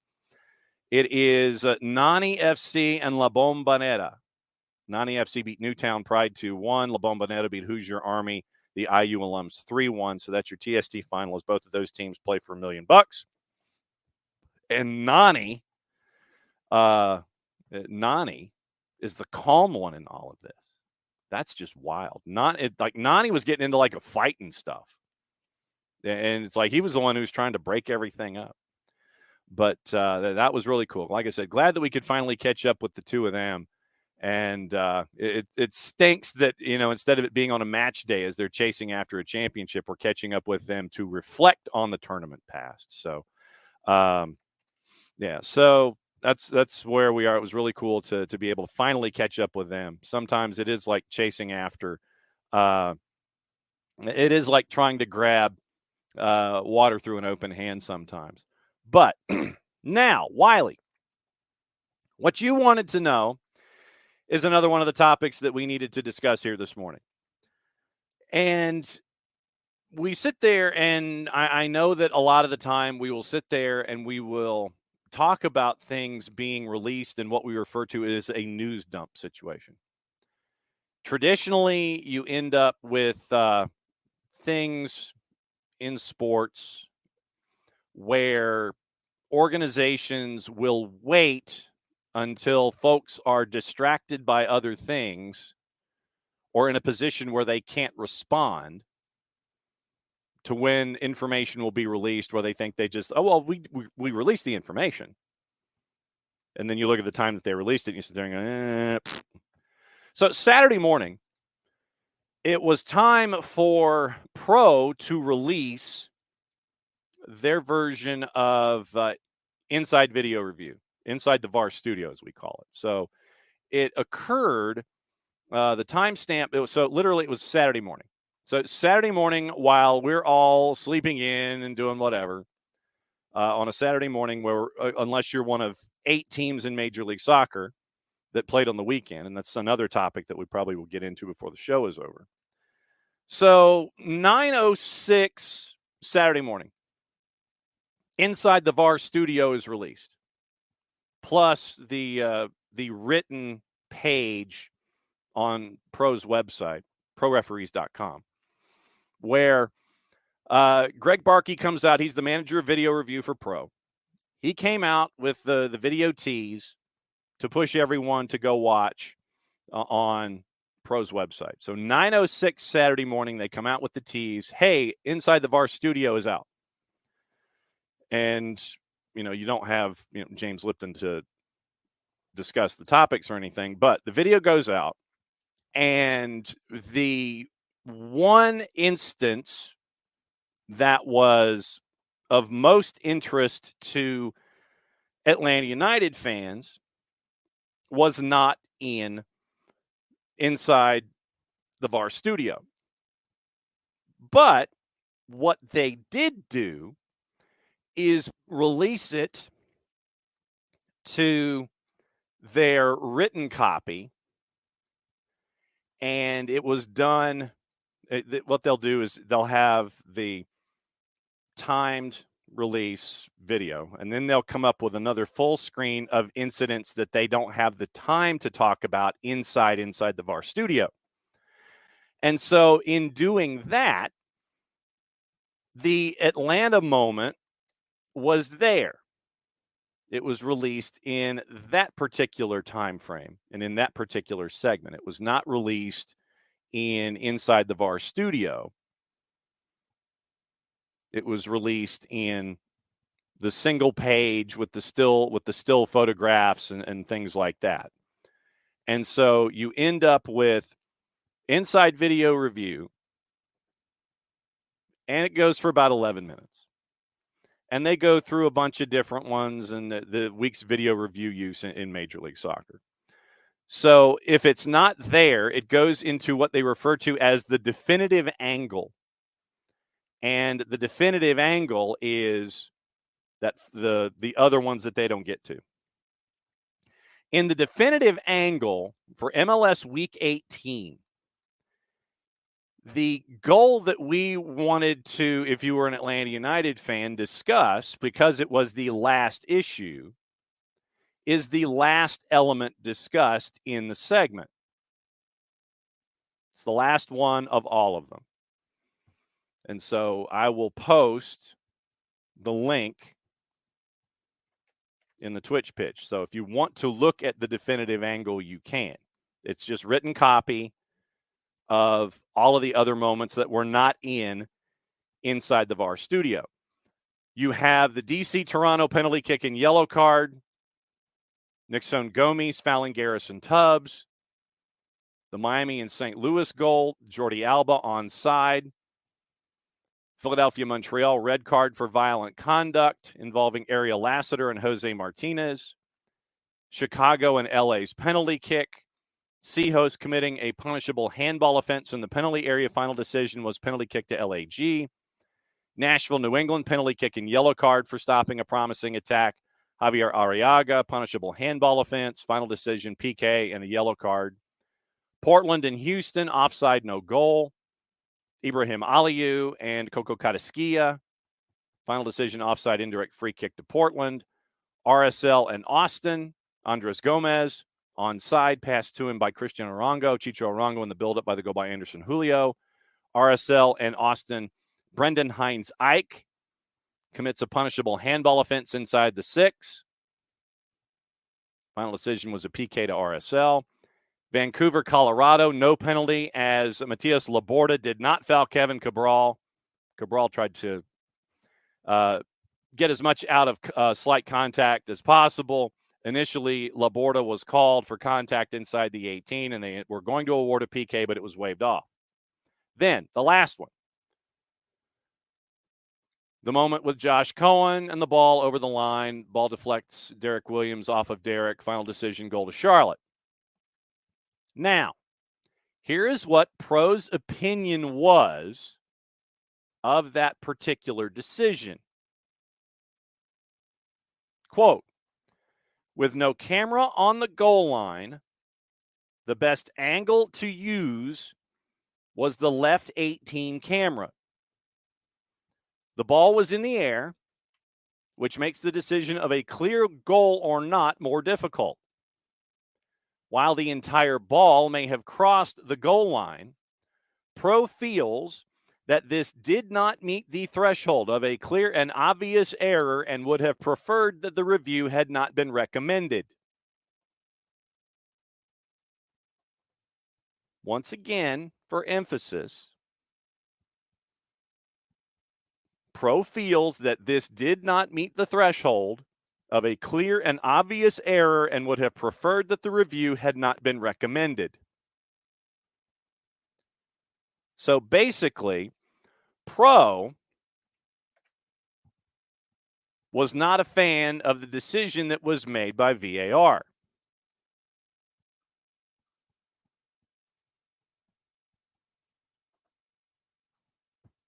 I'm kind of pausing for effect here. Timothy Ford, by the way, just to let you know, Timothy Ford, who was the VAR in that match, got to be a VAR in Sporting in Seattle on Saturday night. So he continued to get assignments. Izmir Pekmic, the man in the middle, was the center ref for St. Louis City and Portland Timbers. We asked, because this was a 3-minute and 7-second debate. It was a review of 3 minutes and 7 seconds. We asked if the audio and video was going to be released from this conversation? Pro respectfully said, no, it is not. We also asked why it was not included in Inside the VAR studio, and they gave the response that I anticipated that they would give, having to do with basically time constraints within the segment itself. They want Inside Video Review with Greg Barkey to be a certain time frame. They want it to be a certain total running time, which is what I anticipated they would say, because if you took, another 45 seconds to a minute, I'm sure that it would blow the curve on the whole thing. So we asked 2 questions of Pro this weekend, and I give them full credit for responding as quickly as they did. But 1, you weren't going to see it in Inside Video Review because of time constraints. 2, because it was addressed in the definitive angle, Pro considers it addressed, and they are not releasing the audio from that 3-minute and 7-second review. And like I said, I give Pro full credit for answering on a weekend. It was a match day. It was not a full match day. We reached out to them, and they gave those 2 answers. And once again, for the record, Izmir Pekmic got to be a center ref on Saturday. Timothy Ford, the VAR in that incident, got to be VAR this weekend as well for Sporting in Seattle. And I have yet to go back and see if there was anything that needed any kind of a VAR discussion. Maybe we'll just get that on Friday as well. But I have heard nothing out of Sporting and Seattle that raised a hue and cry to the level of what was here this past weekend involving Atlanta and Charlotte. And in the review of that incident, remember that as the pool reporter, Doug Robertson of the AJC wanted to ask about that particular incident. On June 2nd, Doug Robertson of the AJC asked, without an inline camera, how was it clear and obvious that your initial no call on Charlotte's first goal was incorrect? The answer at the time, and we talked about it last week after the Charlotte match, where you have to ask, and let me give you the answer first, and we'll circle back. Answer from center ref from the pool. The VAR had access to an angle that provided sufficient evidence that the ball crossed the hole of the goal line. That is the answer given to the pool reporter question after the match on that particular play against Charlotte on Sunday afternoon. Remember last Monday we talked about this. But in going back to Pro's answer, with no camera on the goal line, the best angle to use was the left 18 camera. So you are trusting a camera angle that is, I'm not going to say, well, probably somewhere between 30 and 45 degrees away from straight line. According to Pro, 30 to 45 degrees away from a straight line shot, and you don't have goal line technology. But Pro answers, the VAR had access to an angle that provided sufficient evidence that the ball crossed the hole of the goal line. If it was that left 18 camera, that's a load of ish. I don't see how that is even possible. Using all of the Newtonian physics that I failed in high school, I failed to see, and there were folks that went out on the 280 character app and did the drawing of the X, the Y, and the Z axes and thought that in drawing their, lines, that the ball had 2 inches of clearance and did not clear over the hole of the goal line, which is what the ball is supposed to do. The entirety of the soccer ball is supposed to clear the goal line. Any part that's on it, no goal. But people drawing X, Y, and Z axes thought that there was 2 inches of leeway with the soccer ball on the goal line. Yet VAR decides, okay, if it's this left 18 camera, if we can, if we take the extrapolation here, if we are to assume that it was the angle, that they had an angle they were comfortable with, and then Pro coming back behind and saying no camera on the goal line, best angle to use was the left 18. If they used the left 18, then I don't know how they came up with it. I really don't. I don't know how the decision was made. And because we will not get the 3-minute and 7-second release of the audio and video conversation, we're stuck with this. And I mean that on multiple fronts. So that's where we are with that particular incident.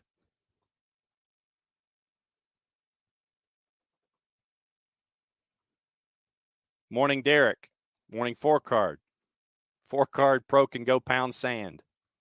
Michael Head, good morning. Pro is such an ish organization.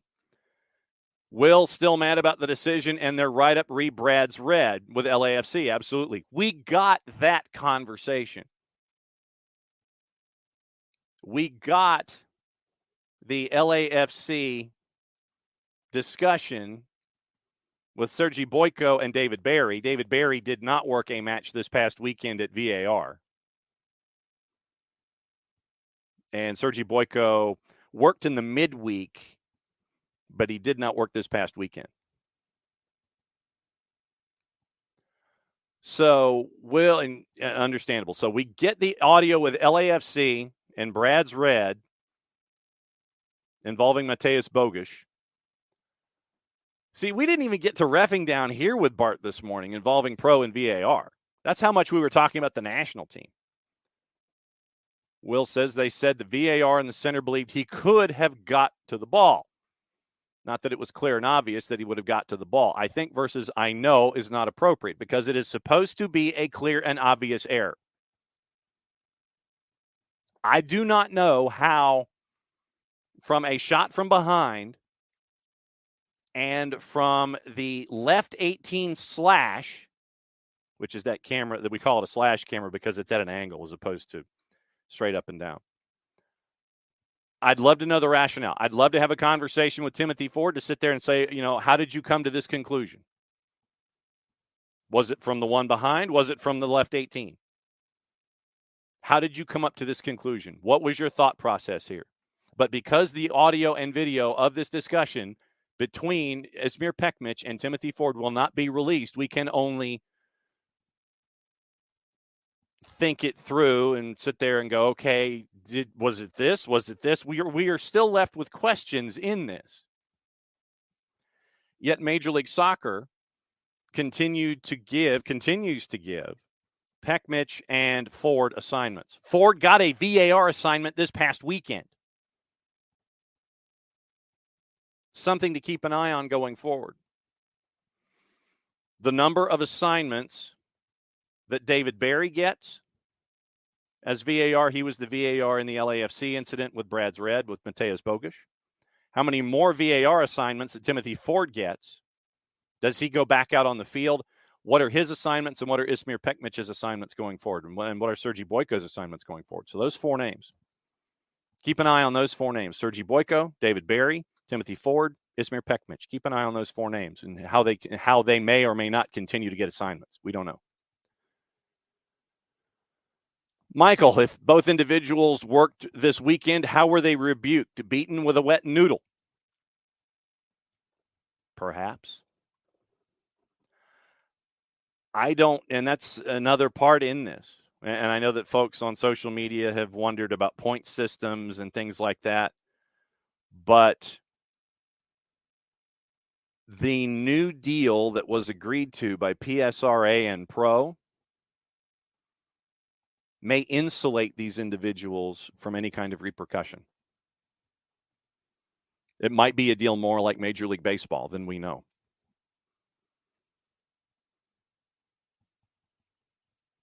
And how the officials that are employed went about treating the replacement officials. That's something else that has kind of gone by the wayside. But it might have been beaten with a wet noodle. It might have been a finger wag of authority. It might have been an index finger in the air with a sternly worded, don't you do that anymore kind of a thing, combined with a finger wag of the index. Don't know. Derek, we can only assume there is no accountability for the referees in question. Will, as someone who does that kind of math for a living, it's even more frustrating.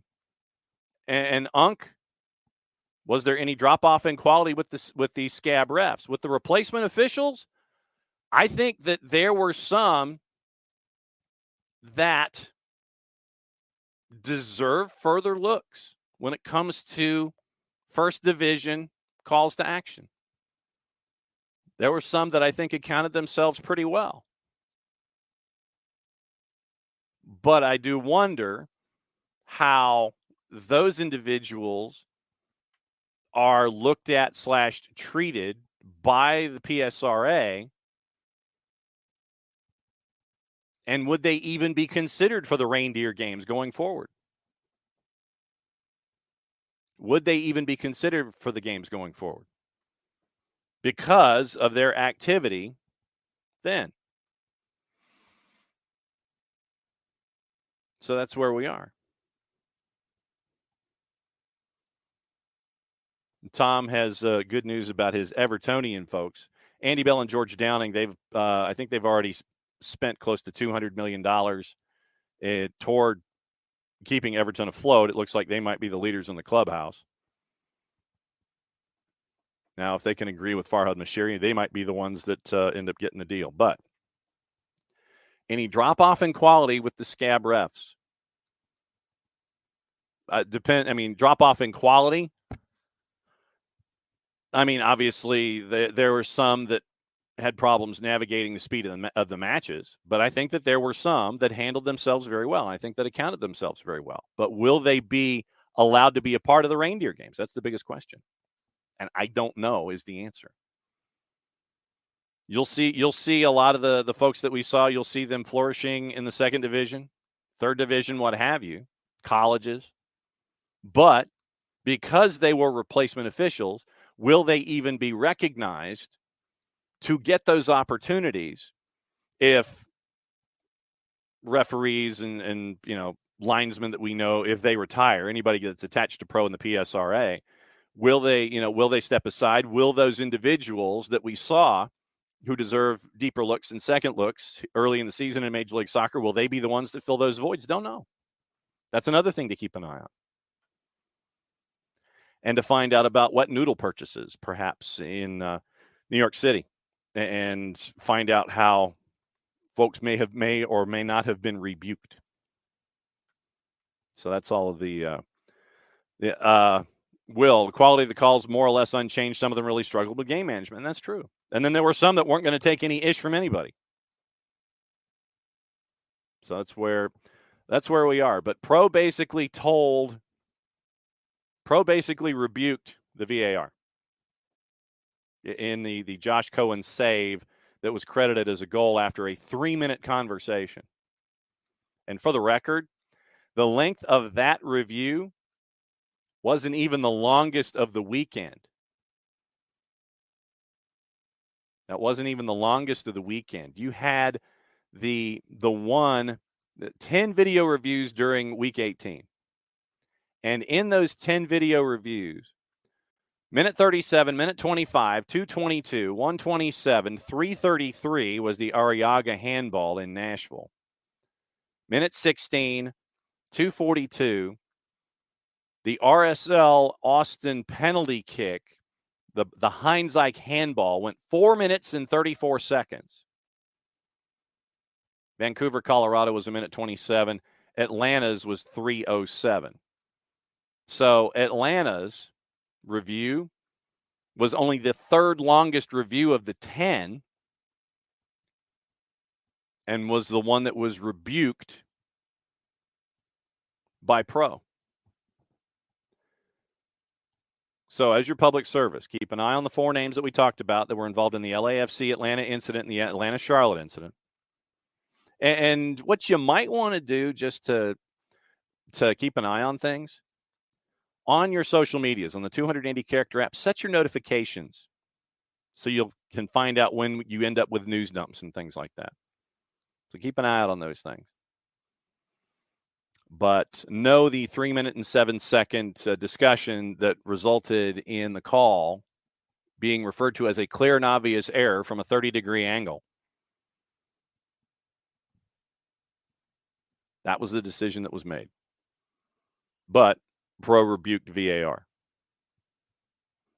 So there you go. And Mike made the point of going through all of the moments that we've seen this year. The Hani Mukhtar call, the LAFC call, the Charlotte call, the Philadelphia throw, all of those moments that have occurred in matches that we have seen and been a part of this year. So, food for thought. Going through all the other news this morning, FC Dallas has replaced Nico Estevez with assistant Peter Luchin. That happened yesterday. You want to talk news dump? 3-8-5, 13th out of 14 in the Western Conference. 28, 27, and 29 under Estevez. The third coach to be released this year. Gary Smith, Gonzalo Pineda, Nico Estevez. So Peter Luchin now is taking over on an interim basis with a team that's 3-8-5. Other news going in and around the planet. I know that Tom kind of beat us to the Evertonian news this morning. There's some other stuff that is going on in the Telegraph this morning. It was interesting to see that Tottenham has been accused of taking advantage of the Ukraine war as Shakhtar Donetsk considers legal action. Matt Law with another heavyweight story. Spurs have been accused of taking advantage of the war in Ukraine and acting, quote, like a robber on the road by Chief Executive Serhiy Palkin, specifically dealing with the move of Manor Solomon last summer. The Ukraine Peace Summit is going to happen in Switzerland on June 15 and 16. Solomon was under contract to Shakhtar until the end of 23, moved to Spurs on a free last summer after FIFA granted the right to all non-Ukrainian nationals playing in the country to suspend their contracts amid the conflict. Suspension went beyond the end of Solomon's deal with Shakhtar, but Shakhtar Donetsk believed they should have been paid a fee or at least been given a sizable sell-on clause in any future winger move that Solomon may make from Spurs. Following almost a year of talks with Spurs director Rebecca Capelhorn, Shakhtar have ended all negotiations and are considering taking the matter to court, as they've done with Lyon over Mateus Tete, who moved to France on loan, then joined Leicester on loan, for which Palkin claims Lyon received a fee.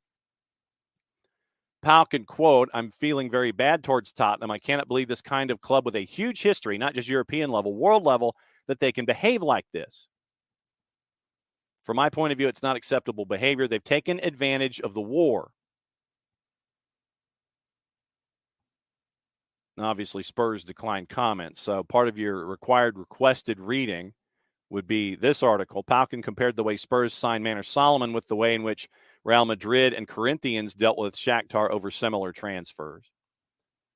We have some players, Vinicius Tobias at Real Madrid, Marcano at Corinthians. Those clubs, they wanted to take our players, but they came to us and said, okay, we can take them for free, but we don't want to play these dirty games. Instead, they offered to pay us for loans. And then one player, Palkin's convinced Shakhtar will receive a big fee for this summer is Georgi Sudakov, who's been linked with a number of clubs and is going to play for Ukraine in the European Championships. Last offer they had for Sudakov was 40 million euro. So Serhiy Palkin, part of the front office for Shakhtar Donetsk, not happy with Spurs. Scotland have suffered a scare as Robertson limped off from training. So Andrew Robertson picked up a knock. Concern that he had to go off. And Hearts striker Lawrence Shanklin didn't take part in the full session either. Stuart Armstrong returned to training after recovering from a muscle injury, went through an individual program. Thomas Tuchel has ruled himself out of Manchester United despite meeting with Sir Jim Ratcliffe. Brighton is on the verge of making Fabian Herzler the youngest manager ever in the Premier League at the age of 31. Obviously, later in the week, we'll go through all of the Euro stuff. We'll get into all of that. Police have briefed England players amid fears that their homes may be targeted by gangs during the Euro. And in addition to what Tom was talking about with the two big fans of Everton. This past weekend, Chris Bascom mentioned, in addition to Andy Bell and George Downing, it's got the support of Michael Dell. Estimated wealth at 84 billion pounds. Dell's backing is in the form of his family office, which has been established to manage his finances, and Bell and Downing are pushing for that deal.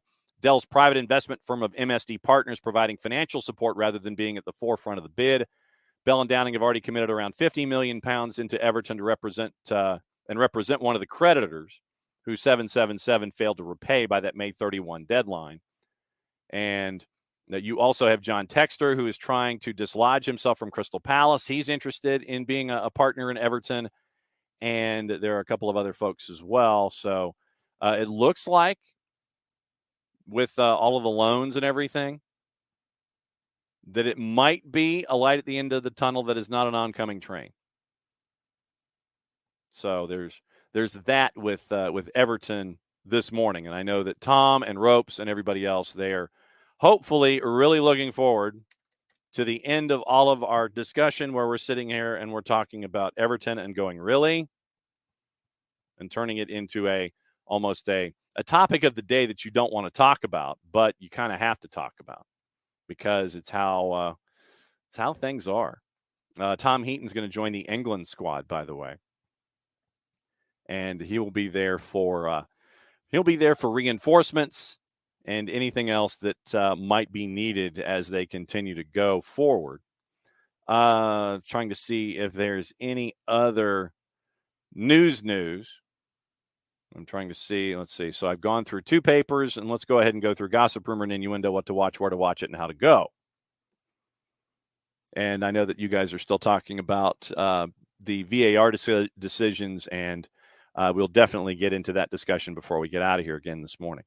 Everton in talks to sign Armando Broja from Chelsea in a £30 million deal. Ben Jacobs is a very busy man. I would follow him on Twitter at JacobsBen. Wolves have agreed to a deal to sign Rodrigo Gomes from Braga. Arsenal are told they'll have to spend £50 million to sign Douglas Luiz from Aston Villa. Manchester City set to make Phil Foden the highest paid British player in history by raising his salary to £375,000 a week. That's from the 3-letter paper. Take the information at your own peril. Arsenal and Manchester United remain interested in Bologna's forward Joshua Zirkzee. He's also wanted by AC Milan.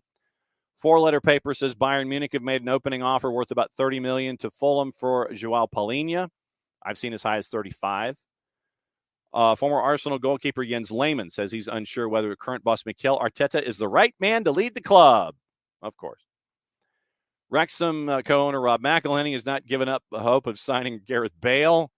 I think he's included golf in the deal. We'll see. Welsh club are also in talks with Arthur Okonkwo about a permanent deal after his release from Arsenal. Make that happen. Saudi Pro League club Al Nassr are in talks to sign Wojciech Szczesny from Juve. That's from Fabrizio Romano. Newcastle want to sign another striker this summer. Former Barcelona boss Xavi would like to manage in the Premier League, and I'm sure that the Premier League would like to have Xavi. That would definitely be something that is stared at and loved and admired. It's like, bring the man in. Bring him in. Absolutely bring him in. So with the Euros coming on, yesterday was pretty busy. Today's kind of light. The women's tournament final that involves the Heather O'Reilly coach squad is a part of the women's final at 7 o'clock on the Plus. The men's tournament final that we talked about at 8:30. That is Nani FC and La Bombonera. La Bombonera once again beating our friends at Pasha in the round of 16. That is at 8:30. So you can watch both of those on the Plus. FS2 has 2 friendlies.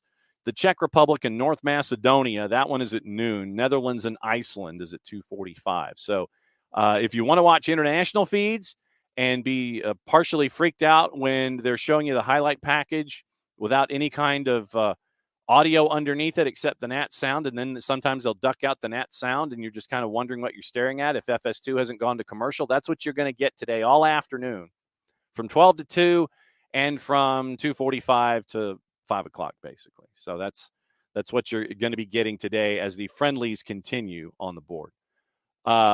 Derek feels that if it takes more than 2 minutes to look at a replay, there's nothing clear and obvious. Maybe they should put a time limit on reviews. I second that, something that we have long discussed. This is what I've always said about it. If you can't find it, if it's clear and obvious, then it should be a clear and obvious thing to sit there and go, bang, bang, bang, we're done. It shouldn't be something where you're sitting there and you're going, we're still looking. Yeah, we'll get back to you. We're still looking on this one. We'll come back to you in a sec. No. That's not how this works. That is not how this works. If you can't find something, I like the idea of maybe minute and a half, 2 minutes. Maybe a minute and a half, 2 minutes. Something like that. That's what I would think about in this case. Give it a time limit. And to be perfectly honest, I have no earthly idea how that was clear and obvious. I really don't. And apparently we will never know unless someone leaks it. Unless someone sits there and says, hey, give this a listen. And it's not something that was manufactured by AI or anything like that. Here's your 3 minutes and 7 seconds. So that's what we're staring at. I love the idea of a minute and a half or 2 minutes. I really do. And I'd love to know how this was clear and obvious. For something from a 30-degree angle, from an 18-yard line slash camera, but we're not going to know. Like I said, unless it's leaked, we're never going to know. This past weekend in Major League Soccer, I know it will. I know it won't surprise you, but there weren't a whole lot of goals on the board, and it was intriguing just to see what the schedule was going to yield in this kind of a situation. You had 4 matches, and you had the sum total of 6 goals. New England beat the Red Bulls 1-0, which is a shock to a lot of folks. But, of course, New York didn't have Forsberg. They didn't have a couple of folks. New England, missing some folks, got a goal from Boateng with about 10 minutes to go to win that one 1-0. Kansas City, at the death, beat Seattle 2-1. So that staves off the conversation, I think, for another week that Peter Vermes would have to have with Peter Vermes. Jordan Morris scored in the 12th. Johnny Russell 7 minutes later. Reed Baker-Whiting gets a red in the 73rd. 12 minutes later, Vargas gets a goal to make it 2-1, and that's your final. So Kansas City gets the win. That match had the most on the weekend, most goals. Minnesota and Dallas. Hassani Dotson scored in the 9th. Frazier scores in the 15th for Dallas. That was it. Legitimately, nothing happened in the final 75 minutes. Dallas gets a draw, and Nico Estevez is looking for work. And then St. Louis and Portland at City Park. Goalless draw. Absolute goalless draw. So that's what you ended up on the weekend. Your standings. New England inches closer and closer to getting out of the dungeon. They're now at 13 points. They're still 2 points out of next to last with Chicago. So what happened with the so Red Bulls end up staying in 4th at 29 points. They have one less win than NYC, so that's why they're in 4th now. In the West was where everything shifts. RSL at 33 points, LAFC at 30, Minnesota at 29. LAG at 28, that's your top 4. Vancouver at 25, Austin at 23, Houston 7th at 22 points with a record of 6-6-4. They played one less match than Colorado, who's 8th. Portland, who is in 9th. Seattle now up to 10th with their 4th win of the year. Still 3 points out of the playoffs. St. Louis, 18 points. 3 wins on the season. That's why they're in 11th. Kansas City is at 14 points. They are now, with one more match played than Dallas, ahead of Dallas on goal difference and goals scored, same number of wins. And then Dallas is 13th. San Jose is in 14th at 11 points. They are 3 points away from getting out of the dungeon. So your 4 matches that challenged your fantasy this weekend, challenged my fantasy, and I still lost because I put in 2 keepers that were on international duty and didn't change it in time.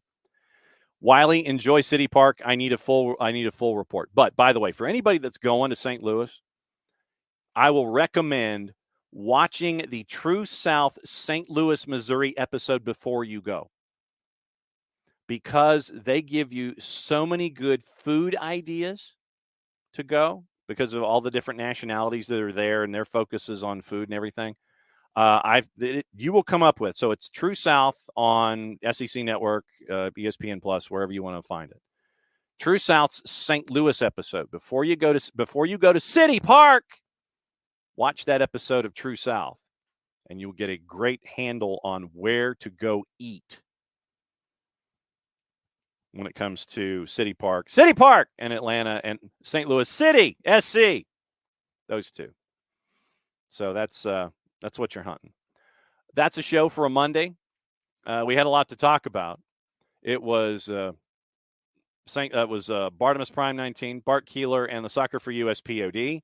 That's coming out later this week. We got to talk about that game and all the pitchforks and tiki torches that are attached. Also got to catch up with Ryan Marcano and Christian Waegelin from Oglethorpe. You might know, like I said, Ryan from Oglethorpe. You might know Christian from the Revs and Oglethorpe, but we got to catch up with 2 Stormy Petrels who got to have a bit of a run with Pasha Luxury in TST. It was great to find out what it was like for them to be a part of it, which is just a crazy tournament on a bunch of different fronts. And then obviously catching up with pro rebuking VAR. But once again, keep an eye on those 4 individuals. Center F in both matches, VAR in both matches, and keep an eye on their assignments going forward in Major League Soccer. So that'll be part of our homework going forward. Back at it again tomorrow for 9:05. We'll go through everything else that's on our minds. And once again, remember, Wednesday, Tyler Pilgrim, Dylan Butler. Thursday, Nico Moreno. Friday, looks like Bart's going to be joining us in hour number 2 to find out what happened in his brain with the Brazil friendly and hopefully catch up with our friends at Beyond Goals, get you ready for Atlanta and Houston, which means I need to catch up with Glenn Davis. Also later this week on the network, we're going to have a 1v1 or it might be a 2v1 with the new unified team that is underway with South Georgia Tormenta.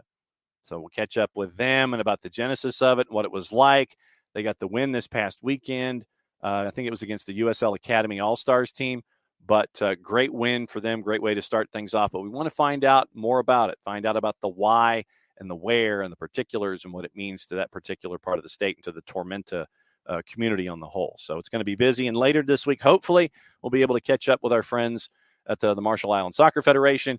Katie Smith is their new women's coach, and we're going to find out how someone who played and is coaching at Pittsburgh State in Kansas got plugged into the Marshall Islands Soccer Federation. So we've got some 1v1s and some 2v1s that we're getting into. And remember, we'll be at Lee and White Friday afternoon to get you ready for the Euros. We'll be there, and I'm going to wear my Andorra jersey as we get you ready for all of that as well. Tomorrow, I will be in a hotel room in Auburn, Alabama. The boss and I are going on a date tonight, and so I will be in a hotel room in Auburn, Alabama. Nothing will change, just the scenery. But we'll be back at it at 9:05 Eastern time, and we'll take you through everything. This Saturday is very, very busy. It is literally Houston, and this is all Saturday night, by the way. Atlanta United, Houston Dynamo, and then you have your choice. Georgia Impact, Apotheos, and Decatur FC. They're all going on at 7 o'clock Eastern time. So you can be in any one of those environments and catch an eye on all of those other environments through your favorite devices. So it's going to be a very, very busy weekend across the board here at SDH. So for everybody here, thanks to the guests for dropping by. Thanks to you for dropping by, as you always do. Be back at it again tomorrow morning at 9:05. So in a little less than 22 hours from Auburn, Alabama, we're going to talk stuff and anything that's on the table. So Mucha Platiel, play it safe. And since it's the end of the show, that means I get to do this. Play it safe, everybody. Mucha Platiel. See you in less than 22.